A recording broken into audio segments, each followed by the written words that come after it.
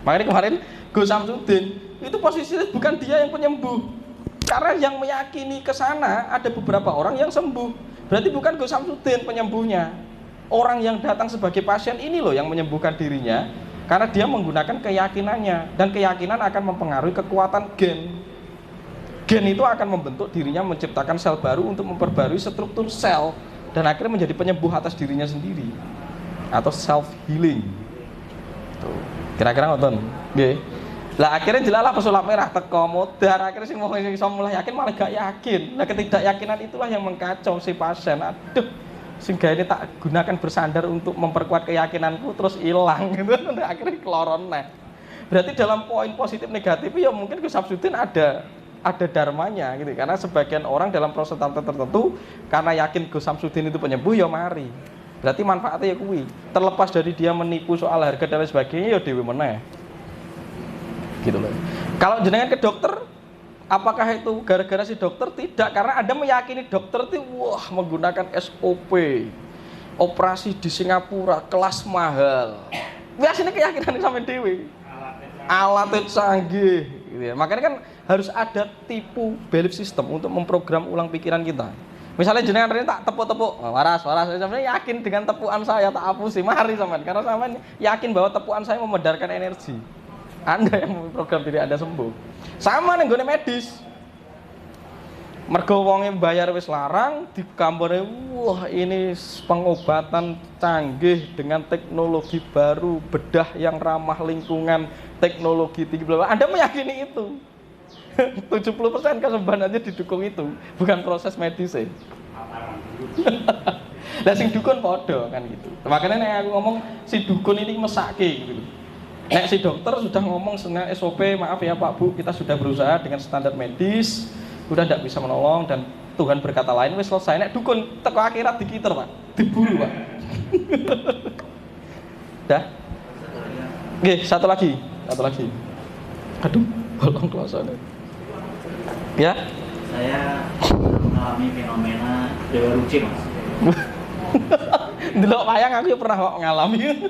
Ya terus? Ya. Jadi akhirnya munculnya satu kesadaran, kemampuan untuk bicara dengan diri sendiri. Nah, kemudian kadang kita kan dibuat pusing karena informasi kan muncul tanpa disadari, sehingga ada kekhawatiran barangkali ada pihak itu mempengaruhi, sehingga akses itu saya tutup. Tapi pada saat tertentu itu akan bicara sendiri. Contoh seperti kemarin aja pada saat meditasi tanya, dia menjawab. Nah, selama ini saya belum tahu siapakah dia sebetulnya. Ya. Jadi walaupun proses itu ada, lalu kemudian saya bisa komunikasi dengan diri saya yang ada di dalam. Kemudian saya belum tahu itu sebenarnya siapa. Apakah guru sejati atau apa atau korin? Kan? Saya ingin tahu. Nah, kemudian gini. Korin. Kundalini ini, apakah bisa menyelaraskan satu kemampuan komunikasi dengan dirinya, lalu apakah bisa lebih semakin tidak hoak misalnya aja sedia. Iya. Gitu. Siapakah itu? Itu harus mengajukan pertanyaan yang terus konstan dan konsisten diiringi laku. Sebagaimana ketika Anda mempertanyakan siapa itu, Tuhan itu sudah saya bilang tidak bisa dipersonalkan atau diwujudkan. Naskah cerita wayang Dewa Ruci itu hanya kiasan Pak Pasemon. Nek sampai nunggu nemoni raiku desowi. Karena sebenarnya Tuhan itu ngajak komunikasi melalui apapun saja, tapi sampai gara-gara ngenteni sing koyo raimu dewi ku ya ora tekan-tekan malah. Itu karena sampai itu terlalu menunggu. Makanya kan pasrahno, biar komunikasi terjadi dengan apapun dan siapapun bentuknya, rupanya. Sunan Kalijaga itu menggagas kisah Dewa Ruci itu untuk menandingi naskah Mahabharata bahwa Tuhan dijelaskan secara personal, bahwa Sri Krishna itu menjelma-jelmaan si Wisnu. Nah Sunan Kalijaga gawe wong Gusti kok personal, Gusti itu impersonal.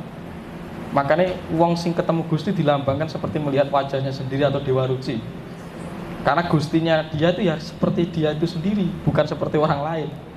Itu sebuah penggambaran yang diceritakan oleh Kanjeng Sunan Kalijaga agar kita tidak melekat kepada sesuatu di luar diri kita. agar kita berusaha melekat atau terhubung dengan sesuatu yang ada di dalam diri kita. Ngoten kinten-kinten. Dan ketika Anda itu melekati naskah itu, ciloko sampean gak ketemu-ketemu. Karena Anda dengan pikiran memaksa idealitas bahwa nek ketemu Tuhan itu digambarnya kayak di Waruci kuwi. Ya sampai nunggone aku sampai umur sakmene urung ketemu sing rupane kaya aku ciloko. Dan itu menjadi masalah nanti untuk Anda. Padahal setiap hari melalui bahasa hati, bahasa daun jatuh, ini sampai belum menyadari itu membentuk komunikasi. Makanya bahasa sekarang itu dulu disebut Sang Wigowo, itu orang yang bisa membaca tanda jatuh, Sang Wigowo. Nek bahasa sekarang disebut empage, kemampuan membaca tentang tanda alam. Itu yuk bahasanya Gusti. Lah mergo saiki ki akeh urusan kantor, urusan ngetik dan lain sebagainya, ribet dhewe sama. Akhirnya Tuhan berkomunikasi Anda tidak peka. Gitu loh nggih. Nah, maka ditingkatkan kundalininya untuk menangkap kepekaan agar bahasa Tuhan itu mampu terimplementasi, terserap di dalam diri kita. Yang akhirnya mempengaruhi kapasitas laku kita itu laku kesadaran. Akhirnya dari budi menjadi luhur. Budi luhur yang menyatu menjadi budi pakerti. Pakerti itu laku. Laku yang sudah disetir oleh budi. Kira-kira begitu. Oke. Dah, cukup ya? Itu kira-kira nih. Oke, monggo.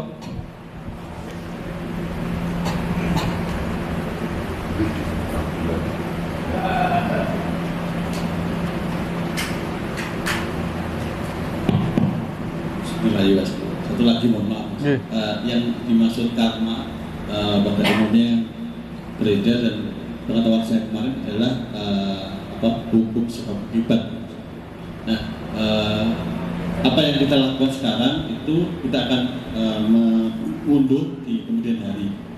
Tapi kan beberapa fenomena yang ada itu orang seperti tidak menerima karma itu. Contohnya saya pernah bertanya sama seseorang, apakah kita pasti menerima buah perbuatan kita di kemudian hari ya? Contohnya misalkan ada seorang